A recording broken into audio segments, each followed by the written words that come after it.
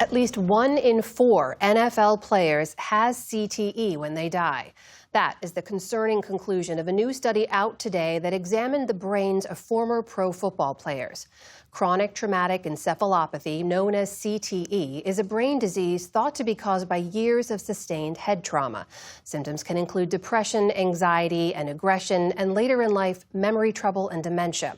Because CTE can only be diagnosed after an autopsy of the brain, the study's researchers say the actual number of NFL players suffering from the disease may be even higher.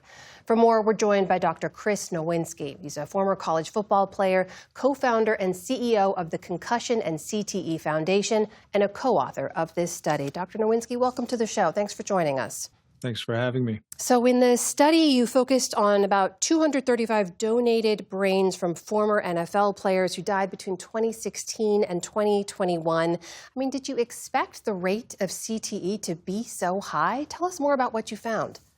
Yeah, I mean, ever since we started studying NFL players' brains, it's been more than 90% of the sample. But over time, we got much better at getting a larger sample of NFL players and built a partnership with the retired community, so much that we got more than 25% of NFL players' brains. Unfortunately, that rate is still more than 90% in that sample. We've always hoped that this disease might be rare, but I think this is that final nail in the coffin to say, no, this is absolutely not a rare disease in the NFL population. And now we know it's somewhere between 25% and 98%. And what we need to figure out what it is between those two numbers. So that 1 in 4 number we're seeing is likely a conservative estimate. Is that what you're saying? It's almost certainly an extremely conservative estimate. Do you know, unfortunately, from these relationships you have with the families and former players, if any of those players or all the players who had CTE also had symptoms they exhibited before their deaths?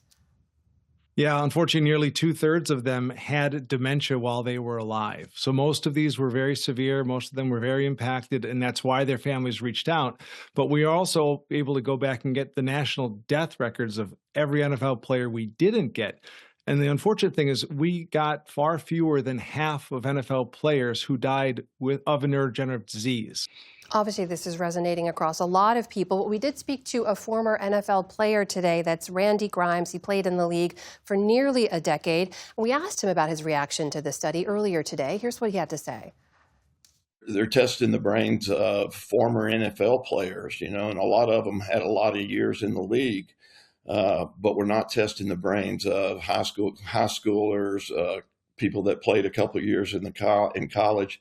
So I think there's a lot more research that needs to be done, but at least we're talking about it and we're moving in that direction. Dr. Nowinski, there are millions of people who played as young players in youth leagues, who played in high school, who played in college. What should we take away from your study about them? Well, yeah, I know Randy is a great guy, and he's helped us with supporting families. I guess I do need to let him know that we are also studying college football players. We've studied nearly 400 of them, and we've studied more than 100 former high school players. What we've shown through the study of people with different career lengths is a clear dose-response relationship. We're over 90% are NFL players, but I think we're still around 2/3 of our college players we've studied have had it, and about 1/3 of our high school. We know, again, that sampling bias, so the number's got to be lower than that. But it's still far too many, considering 20 million men have played high school football in this country. And so I hope this is the moment where we shift the conversation to this is a minority of players and we don't have to worry about this, to one where we say, okay, this is a public health crisis that we need to confront, not only in the NFL, but throughout football. And there are a lot of men who are going to need treatment and a cure, and we need to really ramp up our investments in making this a curable disease in our lifetime.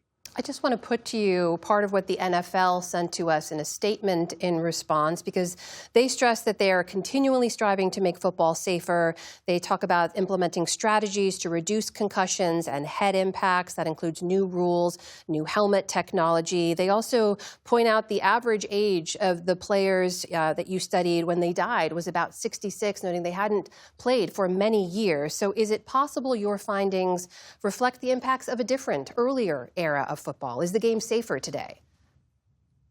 Is it possible? Yes. Is it probable? No.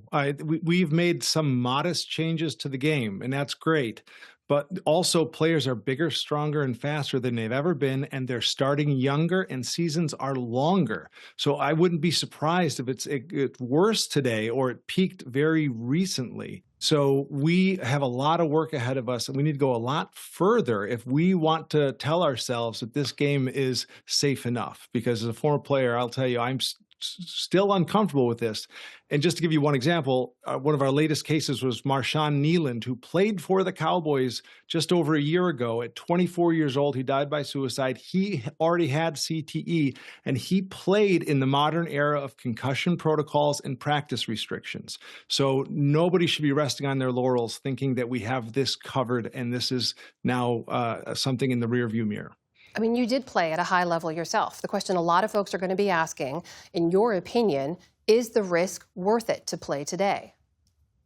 That's something I struggle with. I'll tell you, I keep these on my desk. These are, this is me on the cover of the 99 Hard Football program. My teammate Chris Eitzman was the last person in this study. He was our captain. He died December 29th, 2021. He had stage 2 disease. This is our strong safety, Michael Brooks. He died a couple of years ago. He had stage 2 disease. Both of their deaths seem to be related to their brain disease. So from my perspective, all I deal with is struggling football players. So I'm probably not the right person to ask, but this issue is far worse than the conversation we're having, at our kitchen table. Dr. Chris Nowinski, thank you so much for joining us tonight. We appreciate your time. Thanks for having me.